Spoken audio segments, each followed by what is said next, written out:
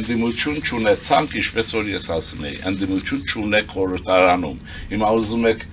կներեք բարի համար, ձեր ճղեք եւ անդած ասեք, ֆոկուս արեք, ընդդիմություն անեք։ Դա ռևանշիզմ է, դա ռուսական կազմակերպված ուժ է, քրեա օլիգարխիկ կառուցվածքների վրա եւ այլն, որը ունի երկու մասնաճյուղ։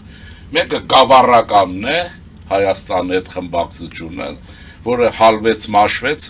հիշում եք, չէ՞, դրանց դեմքերը, բաները, ցույց, գործատուր ու իշխանափոխություն, բայց մեկը թարմ ուժ է, որը մոսկովյան է։ Այս անգամ ազգային ժողովը ավելի վատ ընտրություն արեց այդ իմաստով ստեղծելով։ Մոսկվան ուղղակի խցկվեց Հայաստանի Հանրապետության ազգային ժողով եւ դա ուժեղ Հայաստանն է։ Դա ես այսպես կասեմ, մեկը